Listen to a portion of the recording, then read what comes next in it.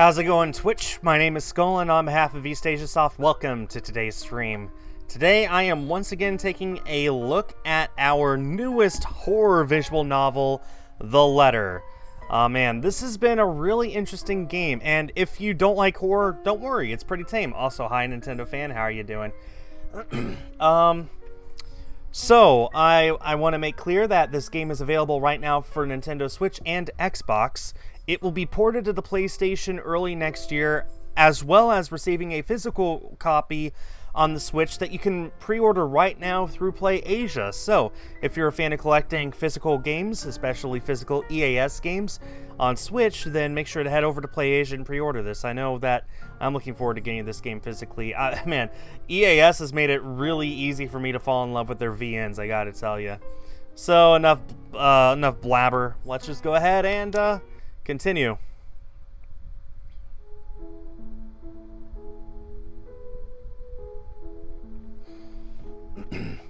I really don't remember where we were, so I guess we're going to find out together. However, this is home to me. There we go.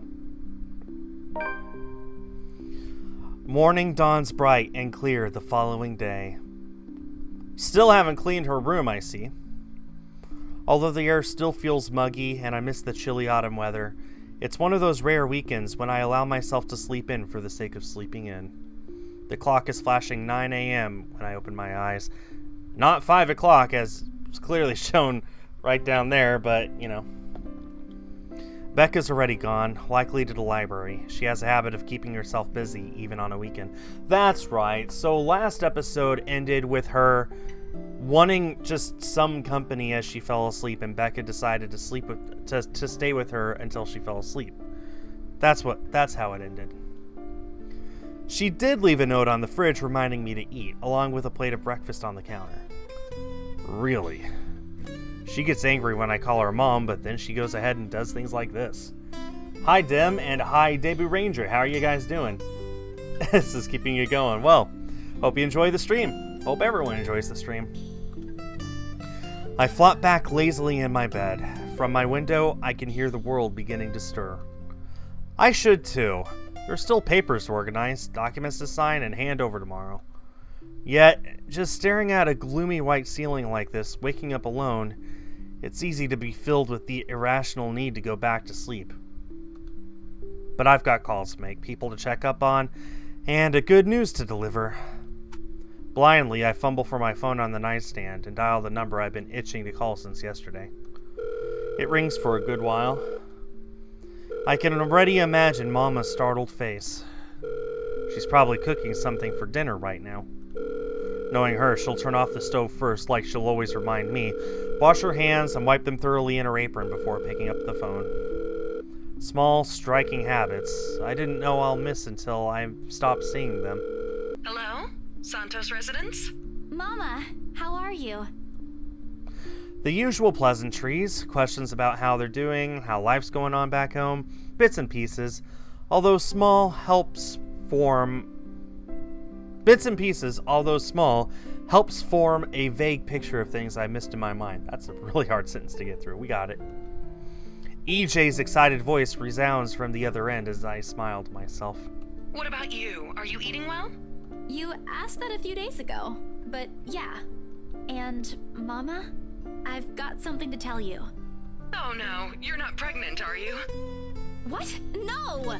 Mama, stop making jokes like that. This is a serious question, Grace. I've been looking at your face note. Who is this Ashton? Are you pregnant? Good night, everybody. Who? Ash? No, no, no! Oh, good heavens! It isn't like that! We aren't like that! No one's pregnant, Mama! Well then stop stalling! You're making me nervous, Grace. So very like Mama to jump to conclusions like that. And against my better judgment, I laugh. Light and surprisingly easier now that the heavy weight is lifted. Mama's clicking her tongue on the other end, impatient by the delay. I want to hug her. Remember the house? We got a buyer yesterday. I'll be able to send a remittance soon. Even with hundreds of miles separating us right now, the relief, her relief, is palpable. The tired lilt in her voice is still there, but it's fading. Perhaps not now, but maybe in the near future. When Papa's well, and distance is not a problem. The buyer gave us a bonus, too. I can send that early while we're waiting to finalize things, because that might take a few days. And then there's... Grace, stop. Yes, Mama? It's okay. Keep it to yourself. You don't have to send everything. Don't worry. I've got enough here. You taught me how to budget properly, didn't you? Don't you want to buy something for yourself? Or for your friend? Rebecca, was it? Rebecca will complain, Mama. Then tell her it's from me, as thanks for taking care of my stubborn daughter. Yeah, the voice acting is actually pretty solid. You both sound so alike. But I will. Thanks, Mama. The call goes longer than usual, and when we hang up, after goodbyes and I love yous have been said, the day appears brighter in my eyes. There are no half-truths and empty promises this time. Light streams through my open windows. The world is fully awake, and the last vestiges of sleep have faded from my eyes. Maybe a walk is good. I need to visit the grocery, too. Come to think of it, wasn't there an art store that opened recently near the park? Also, trash bags. Get trash bags. Clean up those noodles in a cup. And buy a dishwasher while you're at it. Maybe just use your money to hire a maid to clean your place for you. Like, honestly, do yourself a favor. Which grown-up person still calls their mother Mama? Mama's what small kids use. Well, my sister called our mom Mama for many years after she was an adult. So I guess it's just, personal preference. The cat's name is... Good grief. Okay, Baruthiel. Or at least that's what his collar says. It's an odd name to give a cat, in my opinion. But it speaks grace, much like the one that carried it. It shows in a way he swishes his tail and his eyes follow my hand's every movement. I'm not sure what he finds fascinating in me, to be honest. I wasn't the very picture of grace when he found me, after all. It was a bad idea carrying 2 heavy bags of newly bought art materials and groceries without help or a sure ride home. In hindsight, perhaps I shouldn't have bought all these things at the same time. I didn't even make it past the park. And now I'm suffering underneath the glaring afternoon sun, hunched up on a park bench and drenched in sweat in the company of a cat curiously watching my every movement. I hope it stays where it is. It's just a black cat, but back at home, they're considered ill omens. Don't look at me like that. I can act graceful as well if I want to. If any game wanted to hire me as a narrator, they're feel free. Not that I've ever acted graceful in my life, of course. Growing up with rowdy younger brothers and a sister does that. Or maybe it's the opposite. Mom used to call me a little troublemaker before. Well, graceful or not, there's no use moping. A short breather, and then I'm off home. Besides, it isn't like the company's bad, even if it's a cat. As long as it doesn't bite, or crosses my path.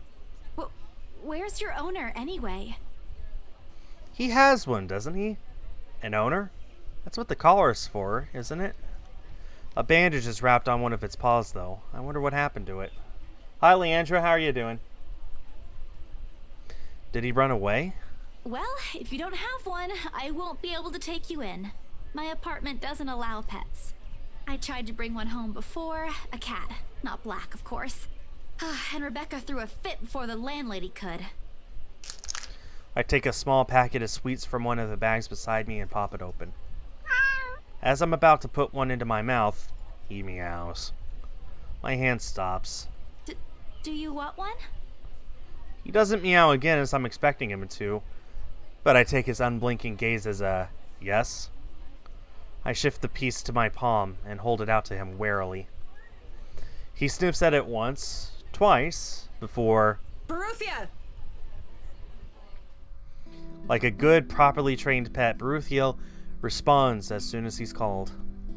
Recognition comes as soon as my head snaps in the direction of the voice. Miss McCullough's hard to miss, what with her height. I'm sorry. Did my cat hurt you? Miss Santos, was it? I'm surprised to see you here. Nice to meet you again, Miss McCullough. Were you harmed in any way? I'm sorry. Beruthiel's not exactly fond of other people. Even run away from the veterinarian right now. Ah! Say no more. I understand. Oh no, he was just sniffing my hand earlier. My Beruthiel's a she. She? All this time I thought the pause in conversation, if this can be called one, is uncomfortable. We're merely two people working different jobs for the same client. Frankly, meetings like this don't happen a lot, and if it does, a simple nodding of heads is enough. Still, trying to be friendly wouldn't hurt, right? Let's talk about our cat. I keep my tone cordial and warm. I'm actually surprised you have a cat, Miss McCullough. And why exactly is that? There are a lot of people who have pets. Yeah, but not a black one. I'm amazed you're taking care of one. I don't understand what you're trying to get at. Is there a problem with my cat?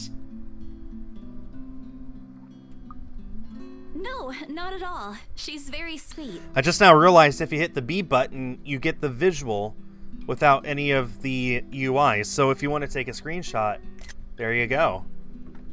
And that's a perfect screenshot that you can access and look at.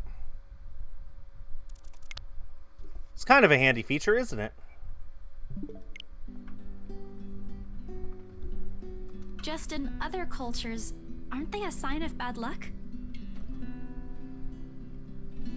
Back at home it is. My grandmother used to tell me stories about it, and Nothing has happened to me so far.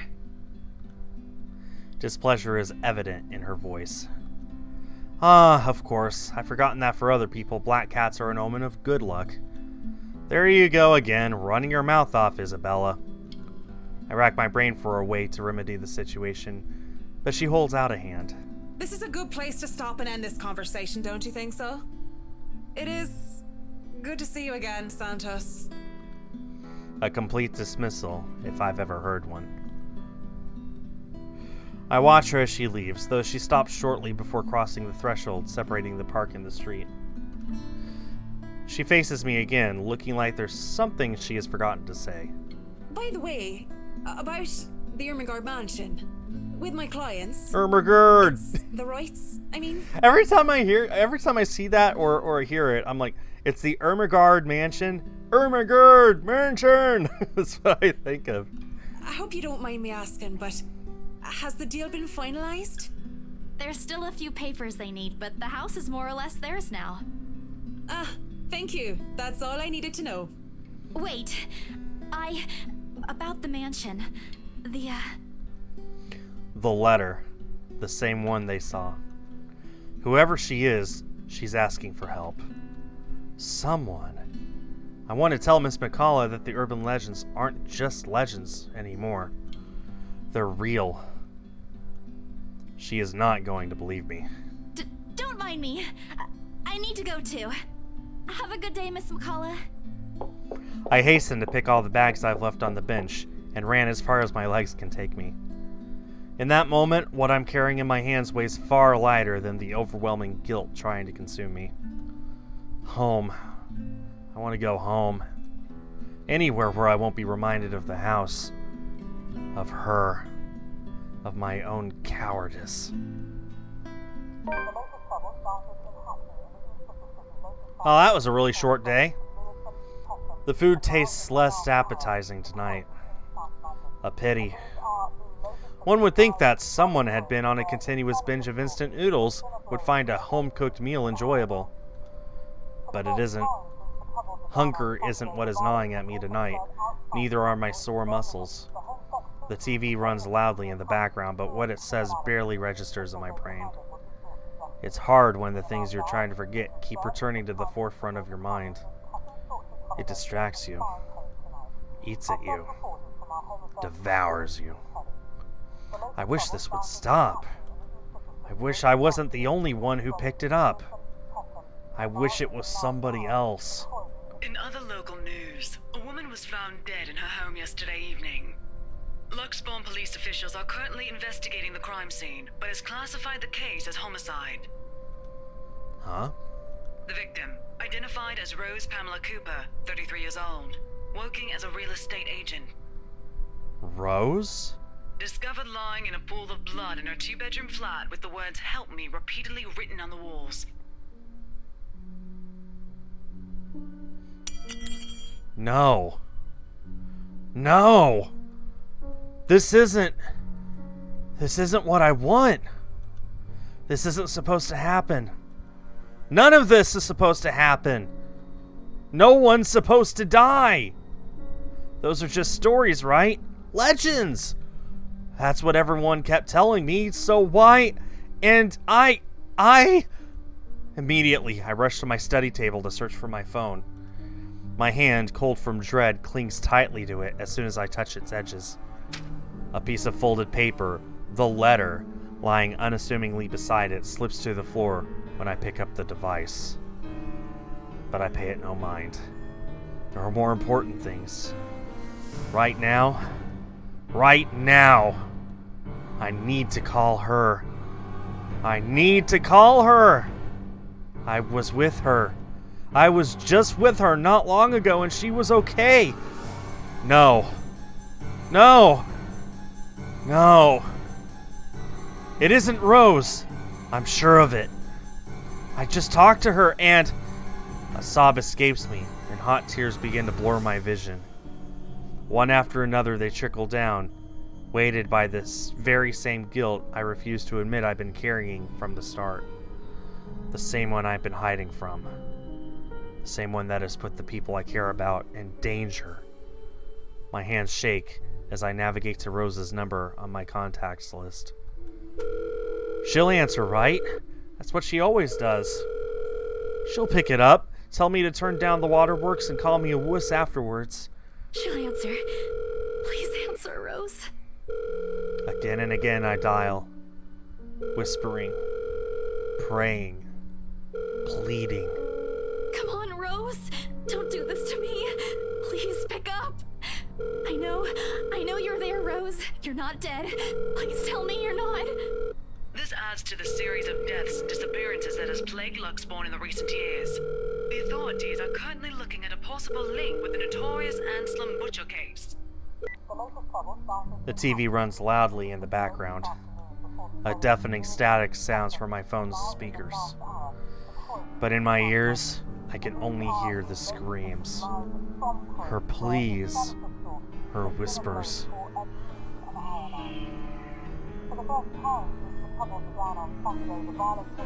We are not safe.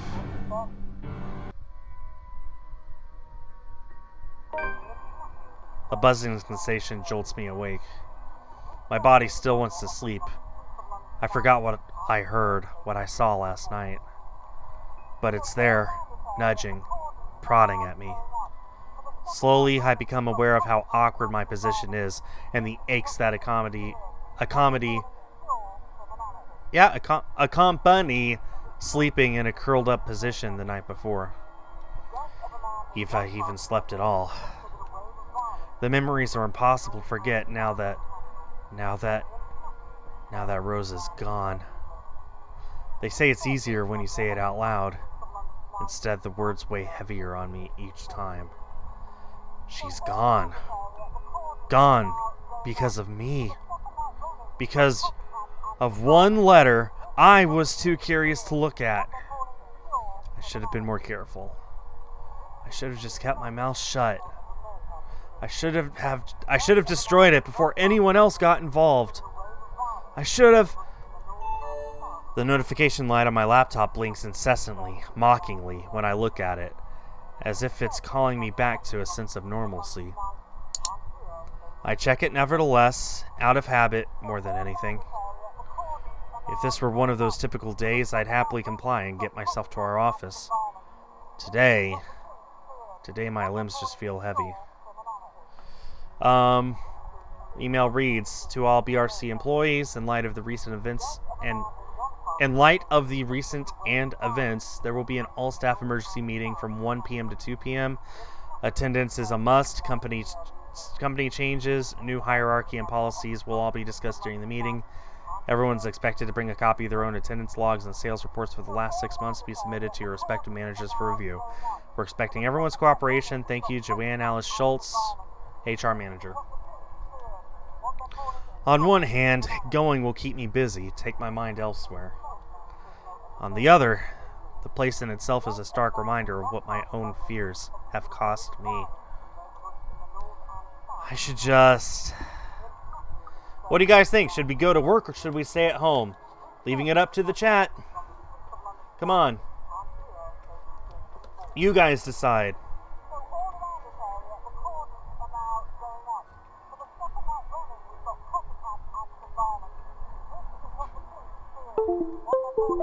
Ignore that.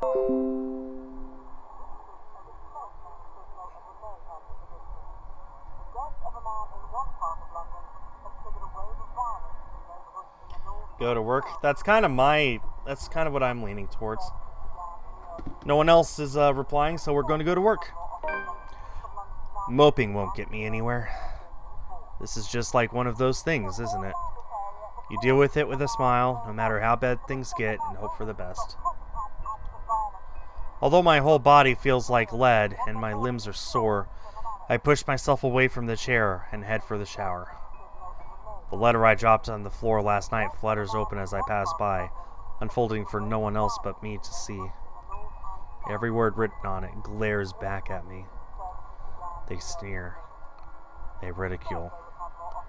Like living beings fully aware of what they've done.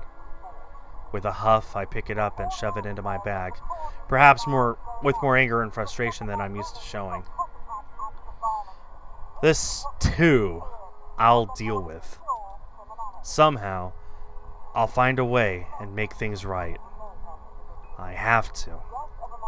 Before it takes more people from me. Even if I must do it on my own. That's so sad. I liked Rose. Papers rustling, telephones ringing, feet shuffling.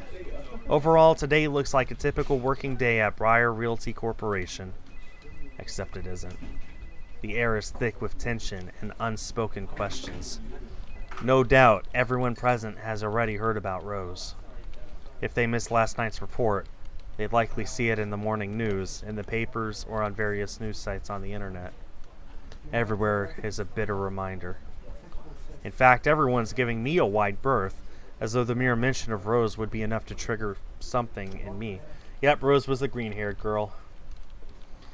It's appreciated, but it only serves to create a bigger hole in the place Rose has left. After lunch, my boss calls me for a meeting. I don't have to look up from my work to know what it is about. He's in a strange, pensive mood today, probably out of respect for a dead colleague.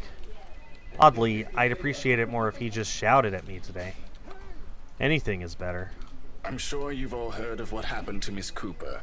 She was a valued member of our team and she will be missed. There's no date for a funeral yet, but those who wish to attend, kindly speak with your respective supervisors.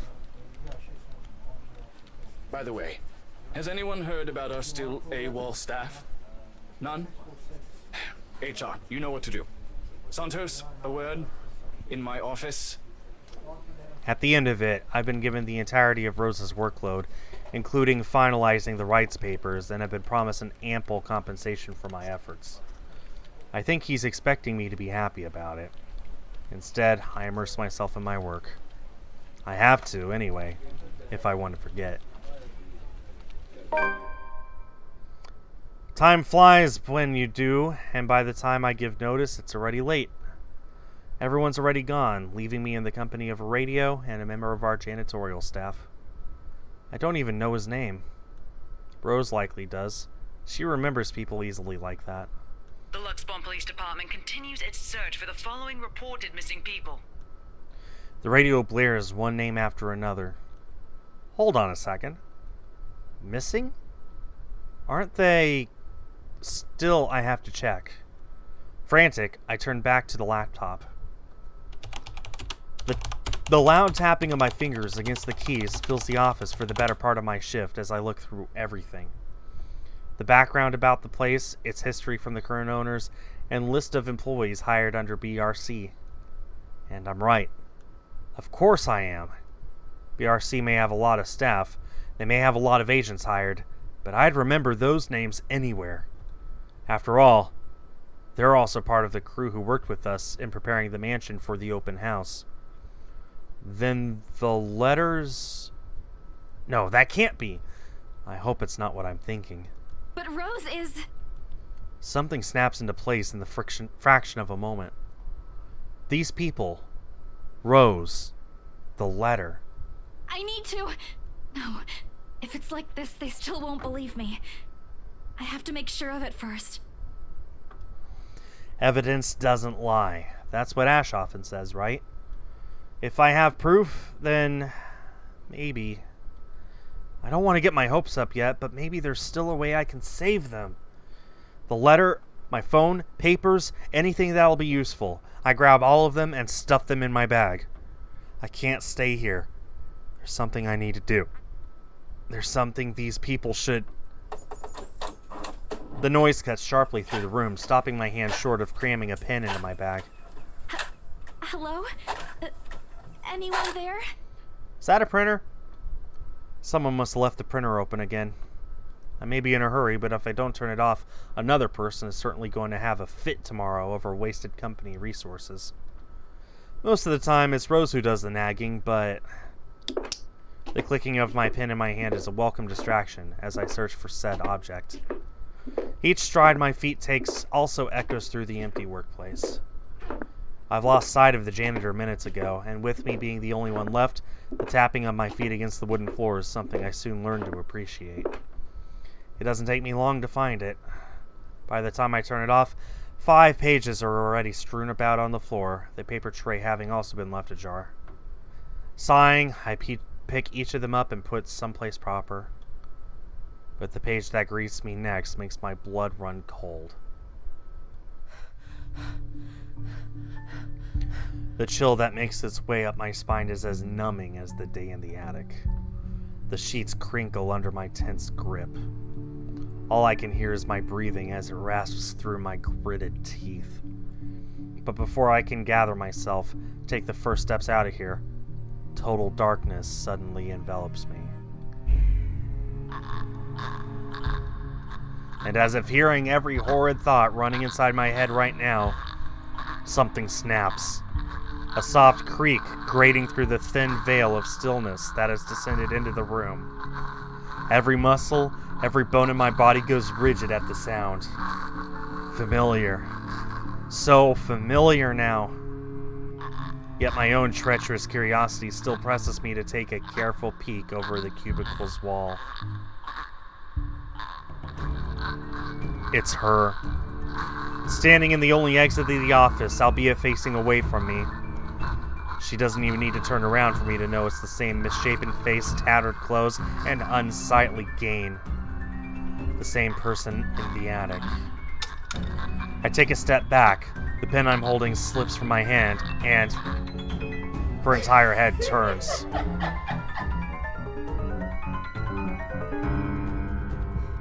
A scream almost escapes my mouth, and I duck under my table as quickly as I can.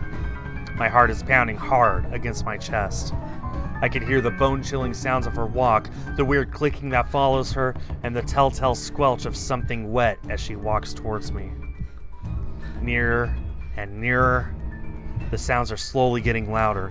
The only thing keeping the whimper from escaping me is my hand as it covers my mouth. Someone, please save me! Anyone! I close my eyes, muttering a continuous stream of prayers, all while attempting to steady my own breathing. Please, please don't let her hear me.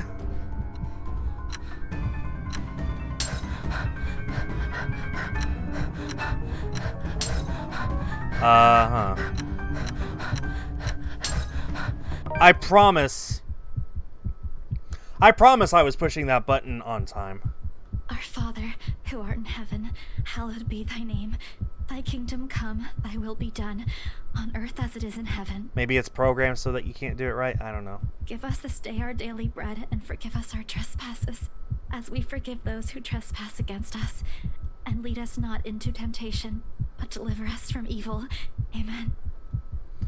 When the last lines of my prayer have left me, all that remains is a hush. None of her footsteps, nor those chilling sounds she makes. Only silence. Is it safe? Another second passes, and when nothing comes... What? Ah, good lord.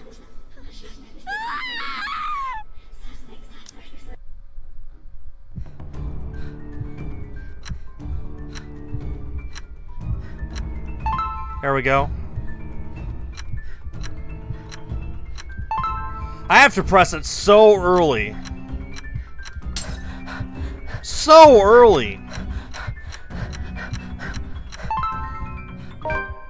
Whew, that was not easy. I had to press it like when it was still moving to the right. The seconds, minutes stretch out before me agonizingly. Is she gone? Slowly, I open my eyes to take a peek. I don't dare move or make a noise. In the face of such terror, I can only beg, let out silent pleas to whoever is out there. Please, please don't let her notice. I want to live.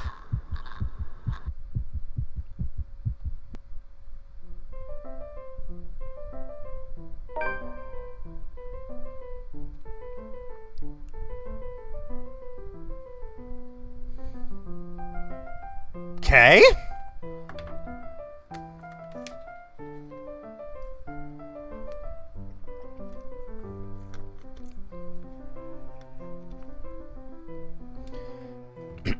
It is far too easy to get them to pay attention. Interruption. I'm not going to do that. They hang on to my every word and follow my every move. All of it would have been stifling had I not grown used to such stares. Most are respectful, some are hostile if we are honest, and a few are downright inappropriate. After all, I am. Kinda right. There's a moment of agitation as a familiar, but less than welcome face approaches me with a suggestive smirk on his face. There you go, Dem. Of course, I have to keep a benevolent smile and greet him as I greet any good friend. After all, this man can turn heads, being famous in his own right. Officer Lee! What a pleasant surprise. I didn't think you'd have the time to attend tonight's party. He is more Luke's friend than mine, really, and I am quite sure I only invited his wife. Much like I am only friends with the Chief Inspector because of Luke, Luke is only friends with Rochelle because of me. Unlike how I treated Lee, however, Luke never hid his animosity for the Lee matriarch. It was an odd sort of relationship where we would have an awkward double dates. I don't even recall his first name. It started with an N, I think. I might be wrong. Aside from being Chief Inspector of Luxbourne Police, his wife, Rochelle Lee, née Vance, owns a General Electrics company. Fridges and freezers, mostly. Oh, I always have time for my favorite socialite couple. Might I say, you look positively ravishing tonight. I see the husband isn't with you. The way he eyes me up is enough to make my skin crawl. I just wish Luke is here to fend off the more unseemly of our peers. You know the ones. Men who are just a bit too friendly, staring too long at my ass-ets, and getting close to just because my husband is not here. And to think they have the gall to do this at my own party. In my own house, if I might add. But like any high society woman worth her salt, I know how to handle it with grace and dignity. I suppose you're looking pleasant as well. Luke's busy with work, unfortunately. Rochelle isn't here? A shame. I do hope he isn't causing you much trouble. That husband of yours can be a bit daft sometimes, acting like he's still some young bachelor. The wife sends her regards and her apologies, but something came up with a doctor and she needed to attend to it. You know her being pregnant and all. We make small talk. Rather, I'm forced to do so, as he would not leave my side after finding his place there. Much to my chagrin, I've been extricated from the few who flock in hopes of flattering, for I can tolerate them far better than Lee. He is a nice enough person, and I adore his wife, who is obviously the brains behind the two. But there is something unsettling about him. I do not trust him as much as I want to. He regaled to me tales of the Luxbourne Police Department, a different affair to the usual gossip I am privy to, and though I loathe to admit it, is interesting nonetheless. I expect the topic of business to die out quickly, which would be understandable enough due to the confidential nature of his work. But oh boy, was I wrong! So, wearing civvies, I steal and drive off with one of the police mobiles, right? In the mirror, I see the mutant chasing on foot and screaming about theft. There's such a thing as trying too hard, fella. The look on his face was priceless when I parked in the garage. Oh my. You made him chase you all the way home for a prank. What did Rochelle have to say about that? Rochelle has a strange love and hate affair with Lee.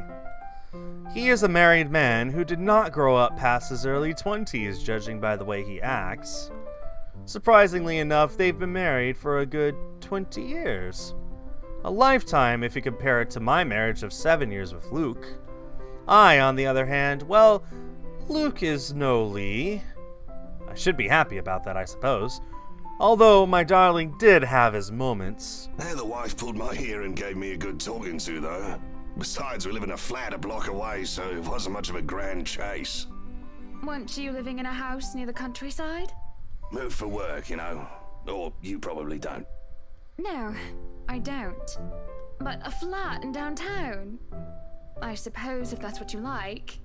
Oh, it's horrid. Hate that tiny place, no matter how convenient it can be for work. 55 square yards are not enough when you need to get away from the wife. I wouldn't mind a place away from the city. Even started looking at the ads. I spied an interesting lot, actually. Heard it was finally put up for sale. Or that something mansion, you know the one with all the ghost stories.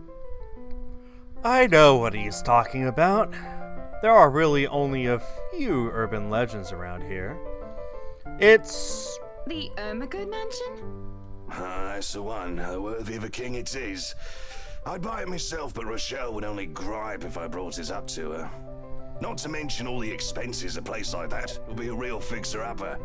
You also have to find someone willing to work there with how superstitious people can be. If it becomes a problem, just hire someone to do an exorcism. Actually, I do know of someone who could be up to the task. You remember the Ludgates party at their Christchurch summer residence? Of course. It was an excellent soiree. Everything was so classy, too. Such good taste. Oh, that place was a pigsty until they hired out this interior designer and they turned it into a bloody palace. She worked for the Exodus for their apartment in Soho too, and they recommended her when we were looking up pieces for our beach house in Porto Colom. I think I have a business card, right? No, I must have left it in my other jacket. Anyway, she's called, what's her name? McCullough, Marianne, I believe, yes. But truly, if anyone were to get that place in McCullough, well, they'd be the envy and the talk of the town. Well, if you put it that way, I might just snatch it up for myself.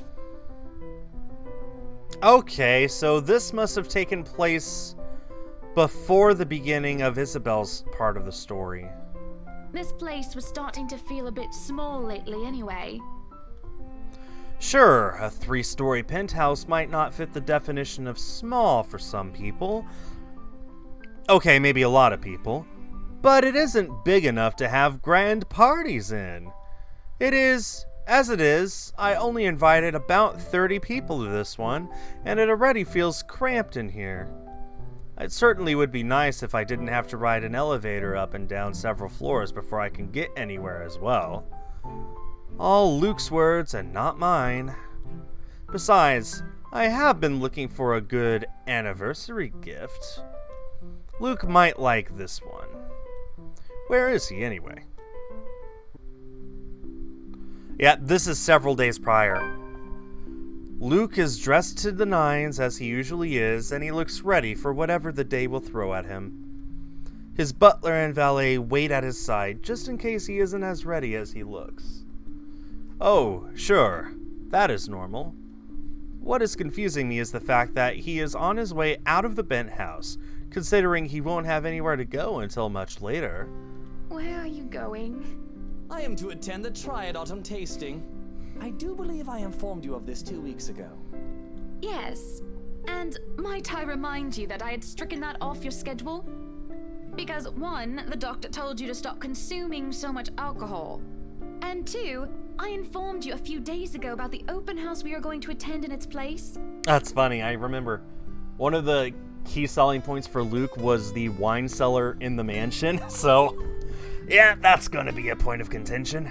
I've even found this marvelous interior designer, Mary Ann McCullough. It's a 3.5-hour drive to Cardiff. I don't have time for this. This is like that little party you threw all over again. You don't inform me of it, and you expect me to stay and be a gracious host when I have business elsewhere. You know how I operate, Hana. Unless this was penciled in, I am sticking to my schedule. If I may intrude, the madam is correct.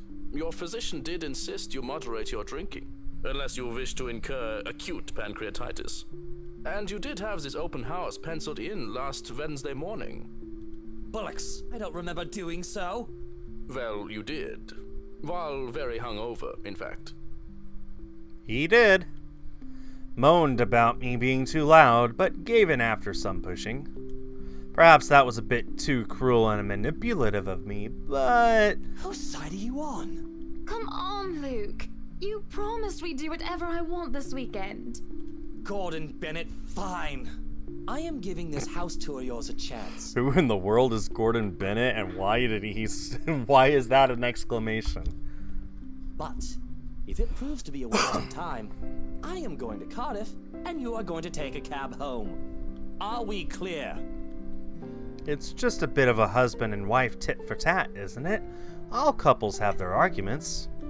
Once the honeymoon phase is over, as they seem to call it, reality sets in that you and your partner might not always see eye to eye. Perhaps it has been the years. 7 of them is nothing to scoff at. I just cannot bloody believe I agreed to this. I was really looking forward to the Triad tasting. Though sometimes I think it's something a bit more than just simple disagreements, and I have to stop myself from wondering where we went wrong. There's always the Triad Christmas tasting in Manchester next month, and that'll only be an hour-and-a-half drive. Have I been neglectful? Have I offended? Have I acted shamefully? Yes, but Cardiff. Certainly, any problem can be discussed. As long as he doesn't turn me away. Well, there goes my good mood. Are you happy now, Hana? Why must he treat me this way? Defend myself, because we're strong women. Yes, I am very happy, Luke. Because for once in a very long time, we are doing what I want. I want the cap for my water, so... I'm ecstatic. Understood? And this would be perfect if you stop acting like a child who needs their nappy changed. We will be leaving after lunch for the Ermengarde mansion. Ermengarde! You are going to park your rear in the car and keep mum. And you are going to behave during the tour. Needless to say, Luke looks a bit shocked at my little outburst. He opened and closed his mouth a few times, struggling to reply, before he crosses his arms to look like, well, a moping child. Any more rules for this little excursion of yours, Your Highness? No wine. No wine? Unacceptable! I am already not allowed to the tasting, and you would deprive me of that simple pleasure? You know, the first step is admitting you got a problem, bud. If I see you take one sip today, I will put the stocks under lock and key. Do you understand me? Don't forget the bottles he keeps in his dresser. Whose side are you on? How many times in one day can you ask that? As many times as I need you, traitor. The ride to the mansion is quiet, with Luke having stared out the window the entire way, not paying attention to anything around them. Meanwhile, I'm conflicted. I don't know if I should apologize for changing his plans like that. But by the time we arrive at the mansion, I see his eyes light up in genuine interest. Apologizing is the last thing on my mind. The whole affair with the Ermagerd mansion is certainly an interesting experience. The place has been renovated and restored by the owners to what they claim to be acceptable standards. The mansion itself looks like something befitting a fairy tale or a period piece. It is tastefully decorated, and with a little bit of love and attention, I'm sure it can be a place Luke and I can call home. And the number of other prospective buyers that have come from this powerful and wealthy of Luxborn certainly did not disappoint, making this estate as prime property. The Lees are among the group who went with the Rose Woman, and I saw a few other notable faces, though I did not really feel like mingling.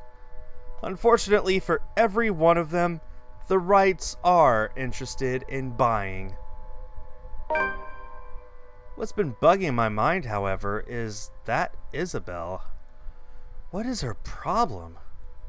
I still don't quite understand what's happening.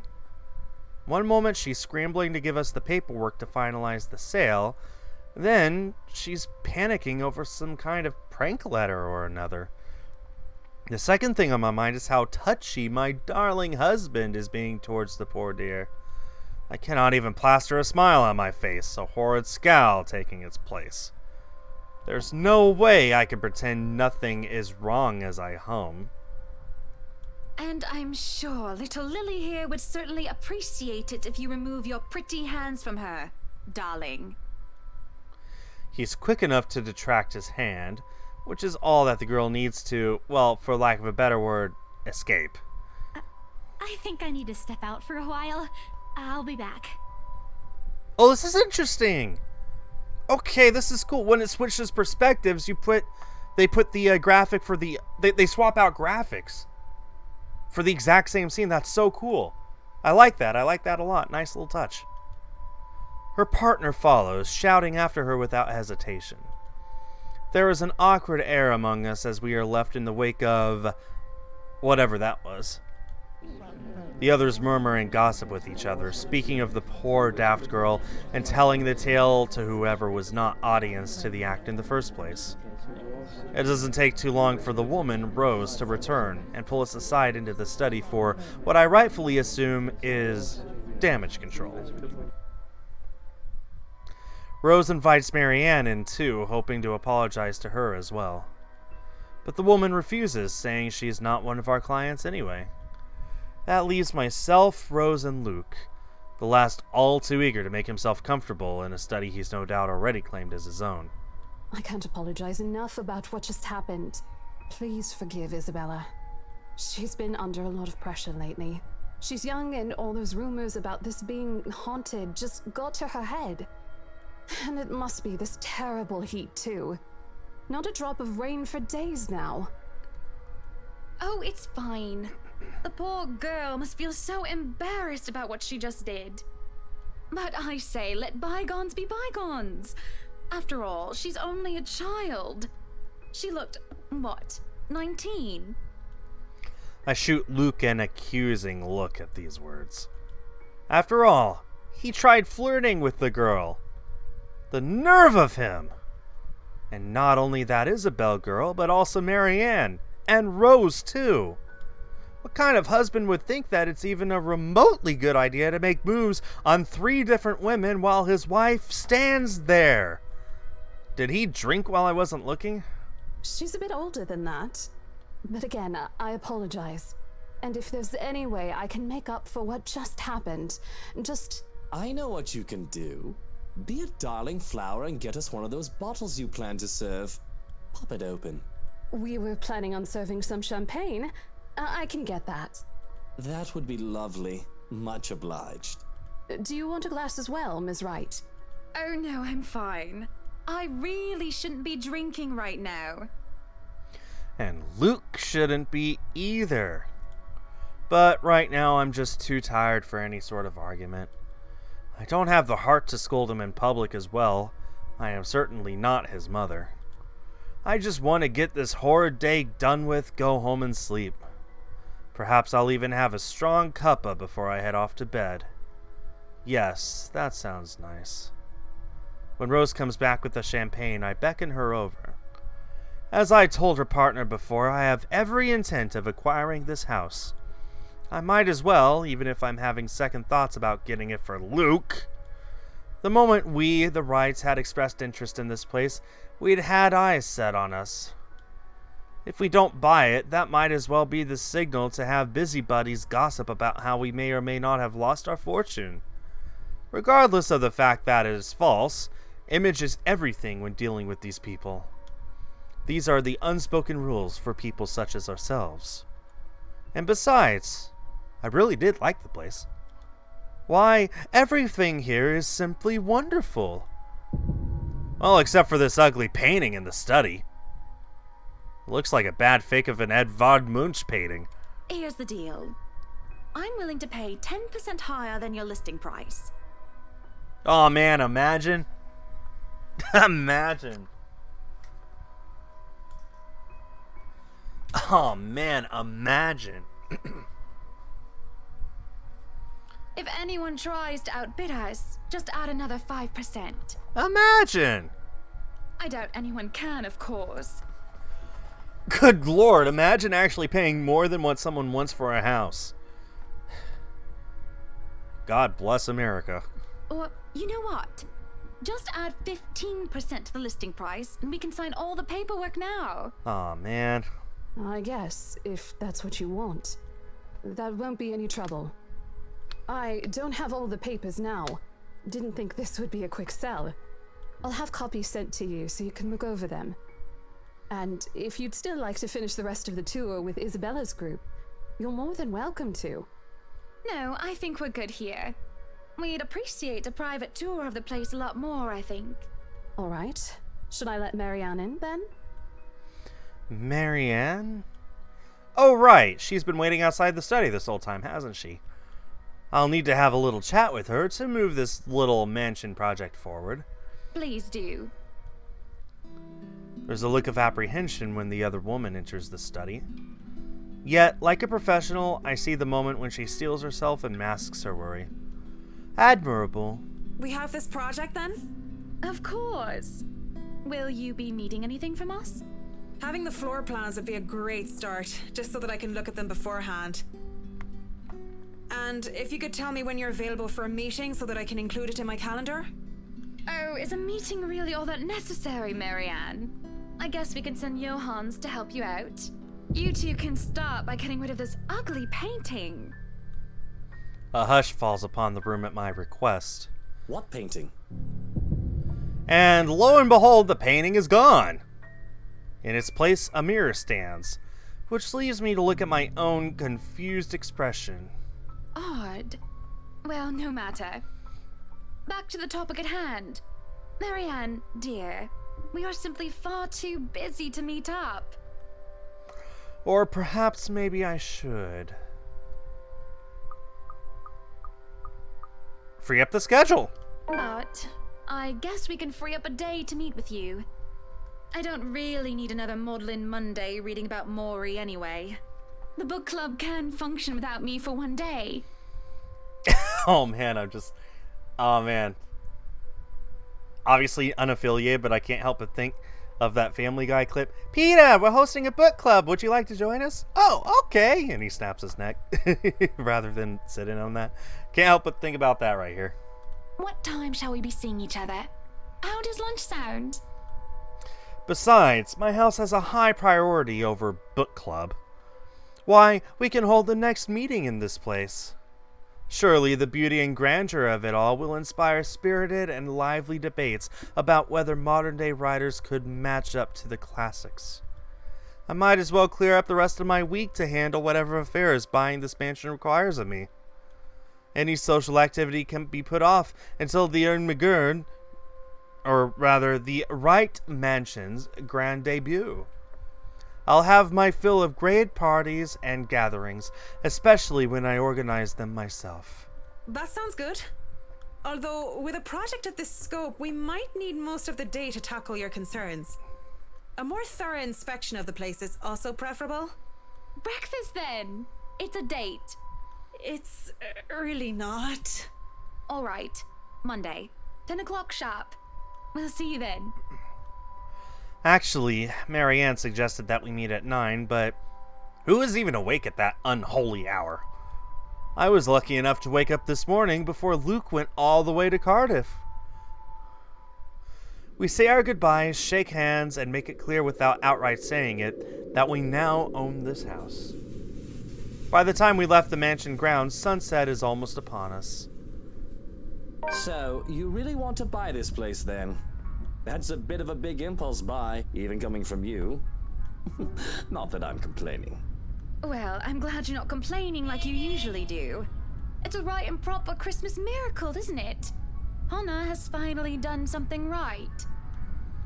I refuse to look at him, staring at the passing scenery instead. Hey, Buttercup, what's with this cheek? Rose, Lily, Mint.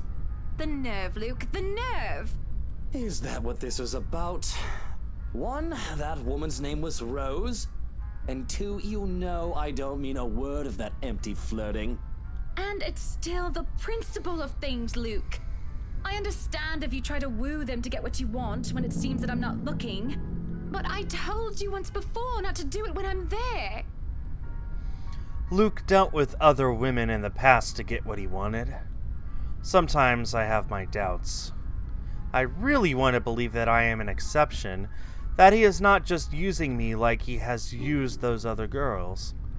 I am having a hard time believing that now. And it isn't just the shameless flirting. There's something about that Marianne woman, as if Luke is familiar with her. As much as it shames me, it makes jealousy rears its ugly head. I am, suffice to say, ticked off. Really? I forfeit my trip to Cardiff for this, and you're still not happy. Oh, trust me, Luke. I am very happy. Very happy that, for once, we are doing something that I want. Can you not see the smile on my face? It is only when I let loose those words that the truth hits me like a slap on the face. And by the looks of it, it seems to have the same effect on my dear, darling husband. It has always been, Luke wants to do this, and Luke wants to do that, hasn't it? I don't even remember the last trip we went on, which was of my own choosing, without needing to get the man's approval. On the other hand, I was pulled along to every single expedition he wished to tackle, and I never objected. The rest of the ride home is spent ignoring each other, pretending the other didn't exist. Arriving at our penthouse, my first order of business is to get into bed. Forget a hot bath and forget the tea. I just want to bury myself in blankets and forget everything in my slumber. It seems that Luke has the same idea in mind as he tags along behind me. But this is something I will not allow the moment I pass through the door. Out. What the bloody hell, woman? This is my bedroom too! Luke stands, flabbergasted, as I deny him entry into our chambers. His pillows lie on the cold tiled floors, away from the warmth of our soft down bed, and my gaze promises him the same fate if he does not bulge on this matter. Don't even try to argue, because I am very cross with you, Luke Wright. You can take the second bedroom or the guest room if you wish, but I do not want to see you at all for the rest of the night. Johans! Our butler wanders over, a curious expression on his face. Oh my god, it's Harry Potter. He doesn't quite hurry, moving at a relaxed pace no matter how angry his master sounded. Actually, this guy looks like a mix between Harry Potter and Ron Weasley. No, you are not allowed to sleep in my room, sir. That's not what I mean! Help me talk some sense into her! There is no sense in questioning her right to be angry, sir. So, if I might be excused, I'll go prepare the second bedroom for you. I have to keep a straight face as he stomps away in defeat. Mutiny! This is mutiny! The system is being upturned, and the people are rioting, and everything is left asunder. It isn't every day that Luke is rendered speechless by someone he considers inferior, or to yield to another authority without an ulterior motive. His pride just won't allow it. I do keep telling the man to treat his people better. He may throw whatever fit he wants, but he will not always get his way. But he will not be getting his way tonight. Victorious, I celebrate by jumping face first onto our bed. Undignified, yes, but nobody is here to judge me anyway. Right? Nobody is here to tell me what to do. Yet, as I succumb to sleep, I can hear them whisper to me. I can hear them whispering. Calling for me.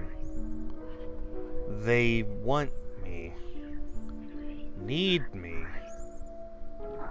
They drown me, pull me down, and suffocate me in their embrace until I sink to the bottom. A deep abyss awaits, inviting, yet foreboding. They're calling to me from in there, aren't they? And I do want to help. I do. But when I try to reach out, something pulls me back, like a hook sinking itself into my stomach. And I break through the surface with a gasp. Alone in bed, and without Luke to hog the covers, I am swathed in cloth and slicked with sweat. It takes me a while to untangle myself and kick them all off. Both the bed and I are a right mess by the end of it all, but I am more than eager to just get up and go out for some fresh air.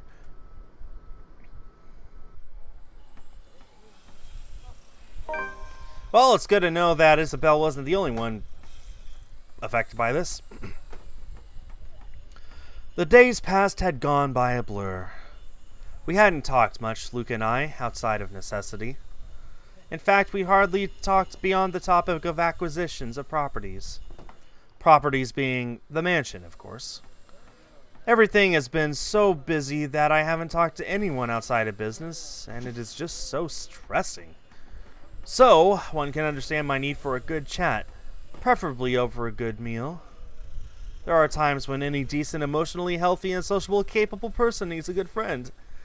One who will take them without the conversation degrading or turning into an argument.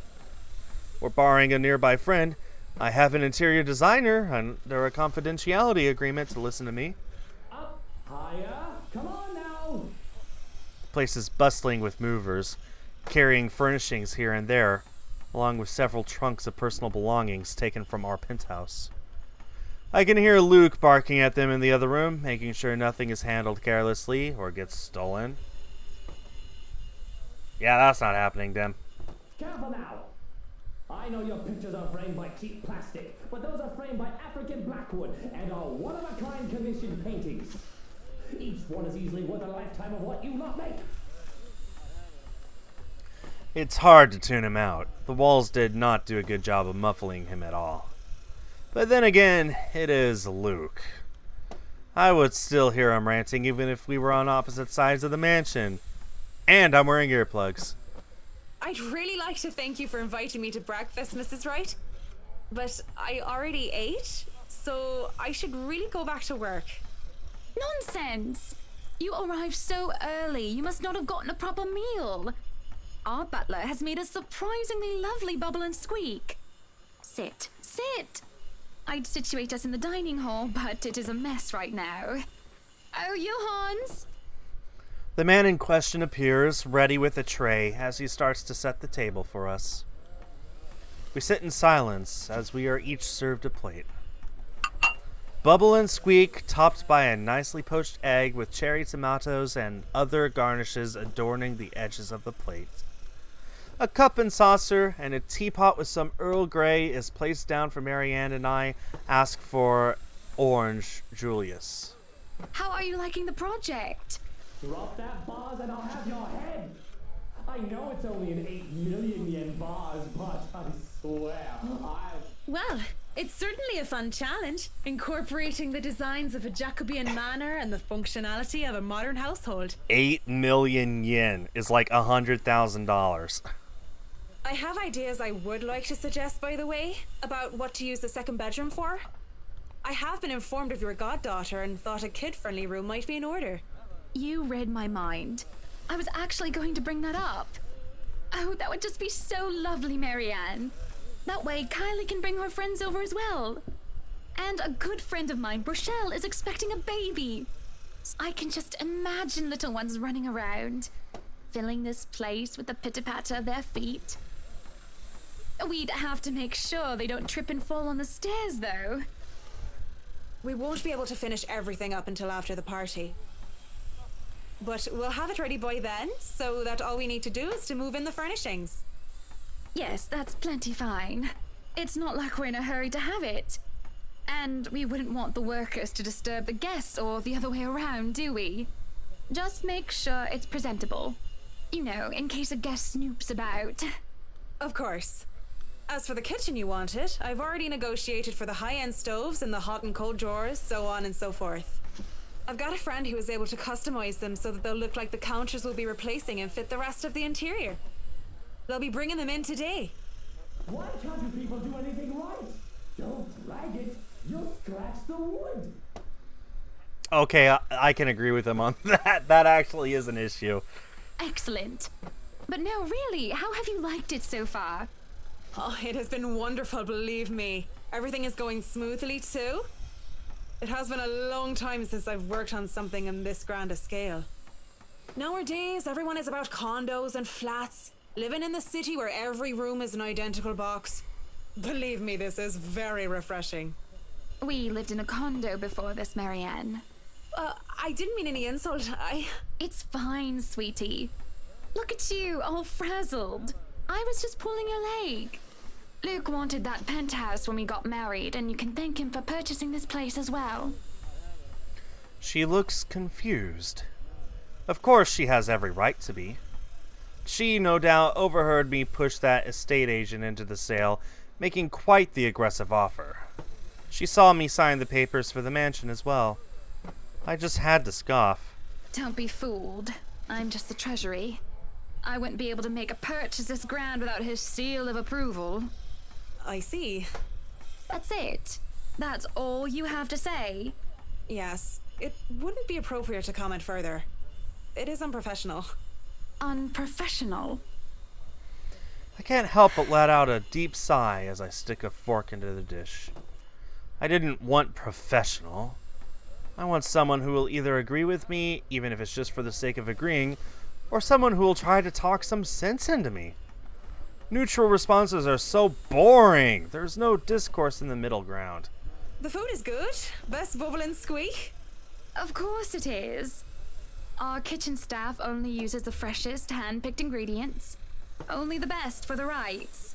Mr. Wright is not joining us? No.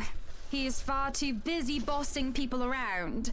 He even refused to join me for breakfast earlier. Hence, this. I see. My apologies. I really don't know what sort of response you expect to get from me. There's the clatter of silverware as I slam my hands on the table. It is frustrating. I am frustrated. At Luke, mostly. But Marianne's neutral, professional answers are certainly irksome as well. You're a human with feelings and opinions, aren't you?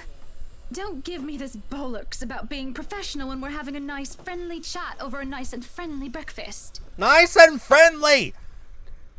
Aren't we having fun? That's kind of the vibe she's giving off right now. I can only talk about interior designs for so long, and I detest one-sided conversations, Marianne. But I really don't know what to say, Mrs. Wright. We were talking of no topic in particular, and... Luke. We were talking about Luke.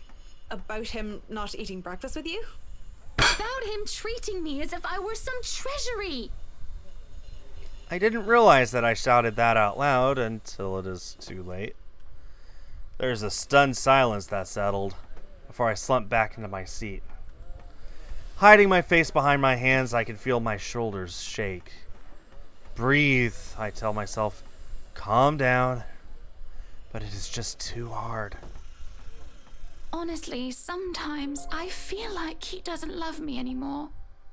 Oh, have I been so blind? Did he ever love me at all? Was our marriage all for the sake of saving his company and his wealth? Because? Did I say all of that out loud? Again? No, this is bad. Unacceptable.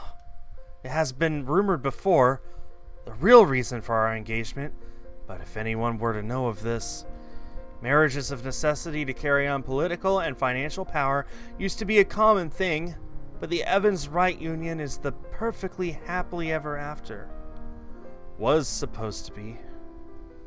It is true that we first met each other in order to discuss dealings, to make the then failing Wright enterprise a subsidiary for Evans Incorporated. But I do remember falling in love with him, and there were times when he said he loved me back, even if I'm not sure of what the truth is now. Either way, I do not want the Wright name or the Evans name dragged through the mud because of a slip-up. And if Marianne so much as talked about this, don't threaten her. Just be nice. Marianne is a good sort, isn't she? So far, she has been reasonable and accommodating, even towards Luke's ridiculous requests. Patient and professional. Did it only extend to business? Or would she be able to understand that things like this are not as simple, not as clean, as they are painted to be? Certainly, I could talk to her. Ask her for... I won't speak a word, Mrs. Wright. Not only am I contractually obliged to, it would also go against my principles. This is no one else's business but your own, and it should be kept between the two of you. And whoever you wish to seek counsel from. Please, Marianne. You have to understand. These sort of affairs, if anyone were to know this, they could just twist it and we'll be ruined. All I ask for is your silence on the matter. If I am to be frank, Mrs. Wright, this isn't new for me. You aren't the first, and you certainly won't be the last to have complicated dealings. Unless what you're doing is illegal, I turn a blind eye. Can I trust her? If I wasn't in the same boat, I'd be trying to pry those secrets and gossip with you about them by now. Well, I'm keeping that information confidential as well. It's not like I have any other choice, do I? Thank you. We continued to eat our meal in peace, finishing the last of the food and drink.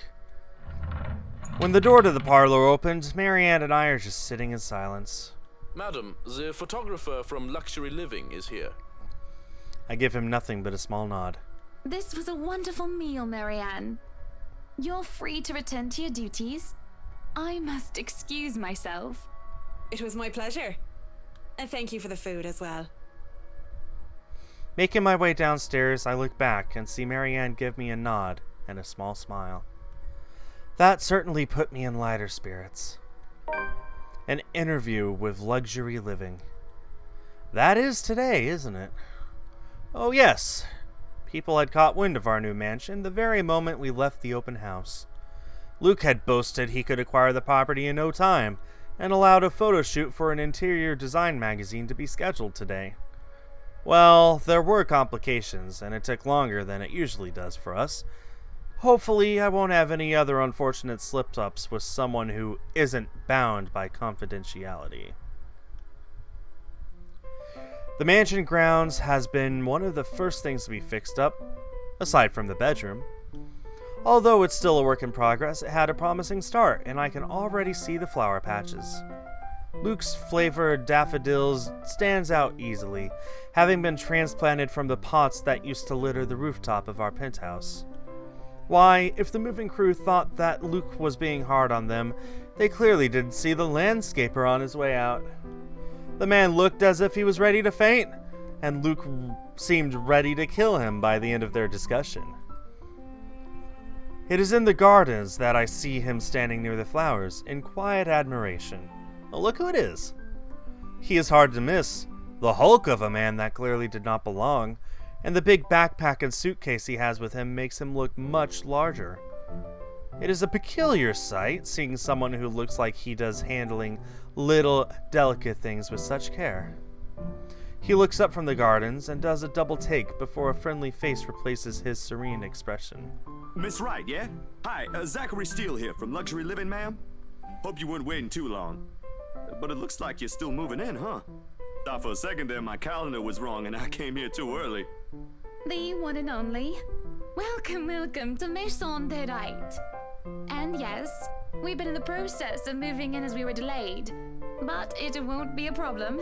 They're just adding a few things here and there, and you should still be able to do your work. Where's the rest of your crew then, Mr. Steele? Zach is fine, please. Mr. Steele makes me feel like I'm a mascot for a cleaning product. Anyway, I'll be your one-man crew for today. Don't worry, been doing this gig for a while now. You must be quite the veteran to handle this on your own. We've had a full crew coming into our penthouse the last time we were covered in your magazine. Veteran? Oh, your words are too kind, Miss Wright. Hannah, if I get to call you Zach, you have my permission to call me Hannah. Alrighty then. Anyway, I'm no veteran, but I know my camera well enough to make sure this is a good shoot. You can trust me on that, Miss Wright. Hannah. I really like him. He's a good guy. Zachary proves quickly enough that I can, in fact, trust him. His skills with the camera and experience in this industry, at the very least. He is kind and courteous, listening and following as I lead him around the house. A really nice fellow, and he treats our household staff well whenever we cross paths with them. I answer his questions to the best of my ability, and he is patient enough to answer mine whenever I get curious enough. For one, I ask what the bags are for. They are quite the magician's toolkit. From inside, he has procured several items to embellish the interior with. Bowls of fruit, lemons, trays with peppermills, stacks of cookbooks, cutting boards, and glass canisters filled with colorful nuts and grains are brought in for a kitchen setting. For the bathroom, there are white towels, seashells, and decorative soaps. There are other things as well, too numerous to count, all in that large backpack and suitcase. Tricks of the trade. Softens up a room, makes a place feel more homey, and fills it up with texture. But you guys probably have better stuff I can use for this. No lights. Don't tell me all of these are just props. Well, I've got my tripod here. For things like these, natural light is best. I'll just have to set the shutter speed to a real slow setting, and as long as nobody steps into the shot, it'll look great. Oh, it better. We go through the rooms one at a time, although we first tackle the ones that the movers have no business in anymore. The ballroom needs little preparation with its grand design. That is a beautiful ballroom. Wow, like genuinely, that is impressive looking. Although there is some trouble at first with the wide open space and the pictures being backlit. It is in the kitchen that Zachary's props come in handy, considering how Johannes kept the place so neat and sterile, one can practically eat off the floor. We carry on, touring the house and taking pictures where we can, with exception to the rooms which have yet to gain any purpose or design. Too bad I can't take a sneak peek at his photos yet. Funnily enough, he is using a traditional camera. I didn't even know film still existed. With the way he speaks, however, I can see that he knows enough about his craft that I'm not too worried about botched photographs. I imagine photography must be cathartic for him, judging by how at ease he looks while taking pictures. There are some snippets of conversation in between the clicking of the camera.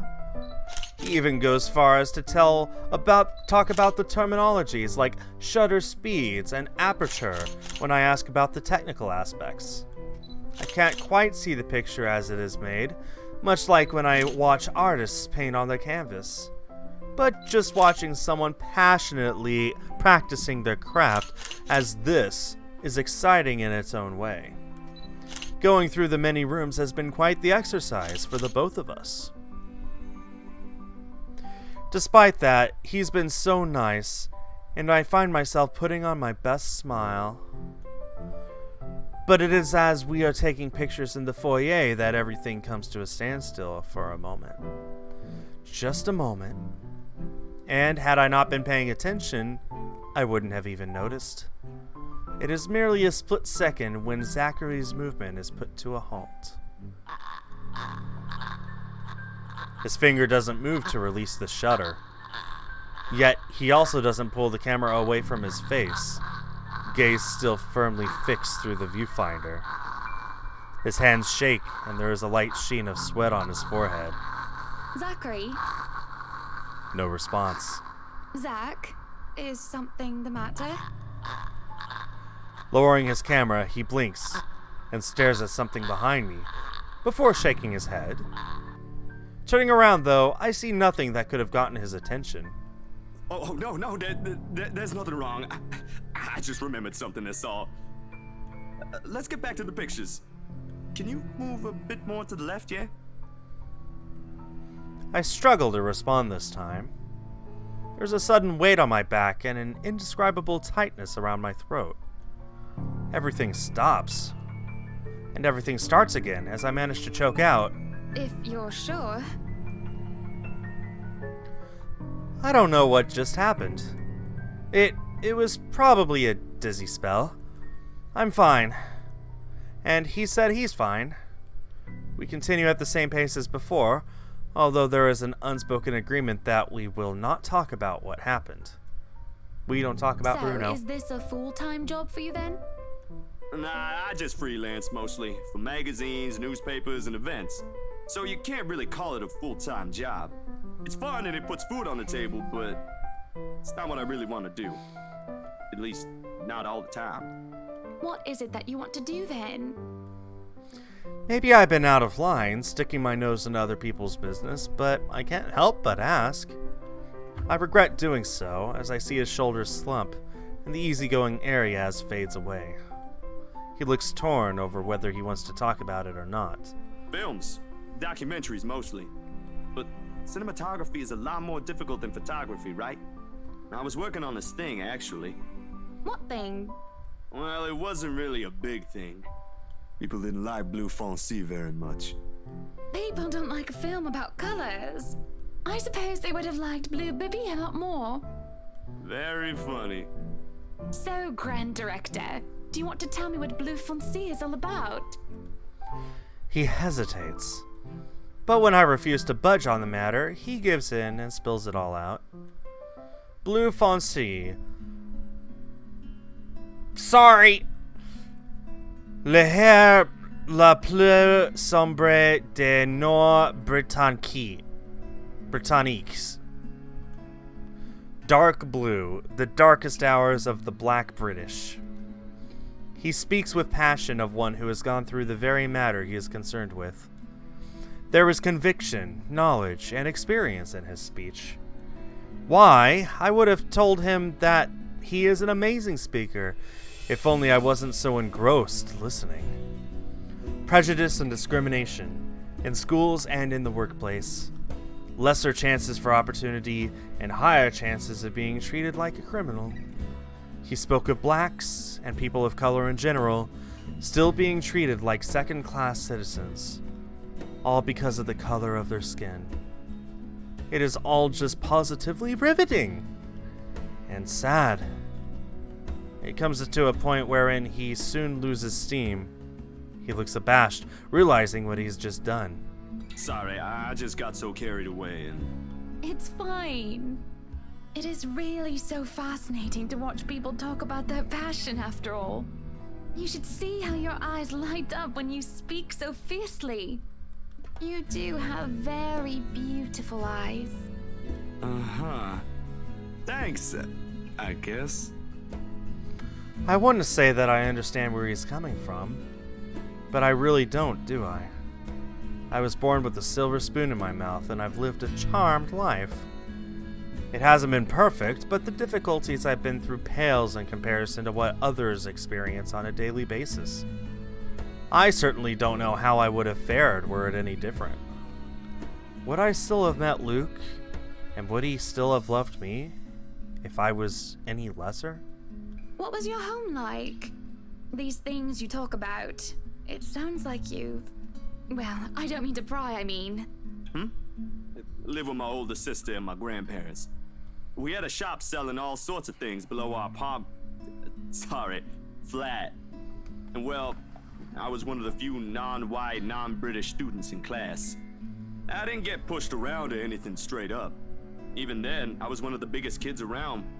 But a pencil and notebook would go missing, you know? Oh, that I knew. Children can be so cruel at times.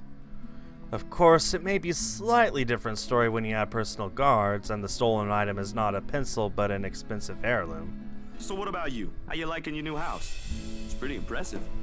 It's nice, I suppose. You suppose? Not big enough? What? No, oh, don't be a bully. It's just that... I understand if you don't want to talk about it. I was a little girl, all dolled up and treated like fragile porcelain, with nursemaids waiting to me hand and foot. All the material possessions anyone could ever want, I could ask for on a whim, and it would be handed to me just like that. But I barely saw my parents. Just goodbye kisses in the morning before they went off to who knows where they were needed to be next. I saw them more often on the telly or in the papers than I ever did in person. I remember my old house. It was a lot like this one. Big walls and big halls, but nobody in it. Not really. It makes you think how alone you are. A pensive mood overcomes us. And there's a moment where neither of us are really sure of how to go on from here. Things have gotten a bit too personal, yet it isn't wholly uncomfortable, like as if we've been friends before. Well, that's normal, ain't it? You just moved here. You'll make home out of it yet. He certainly makes it easy to believe that. My childhood house is indeed a lot like this one. Just as large and extravagant, and just as empty.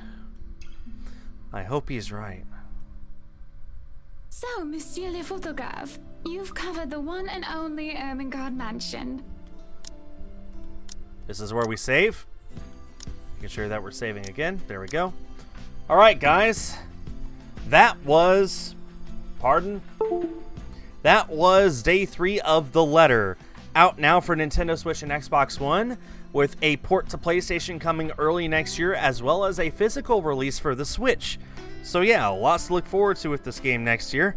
I will be back on Friday to play Breakneck City. Huh. Okay, well, let's go break some necks on Friday. Man, I think that I'll be continuing this some other time. I really hope I do. This is a very intriguing story. I love the characters. It's an interesting premise. It's light horror, which I can handle, so yeah. Hope everyone has enjoyed the stream. Make sure to get the game for yourselves if you haven't already. Until next time, on behalf of East Asia Soft, I have been Skull. Have yourselves a great day and a great week, and I will see you all next time. Bye-bye.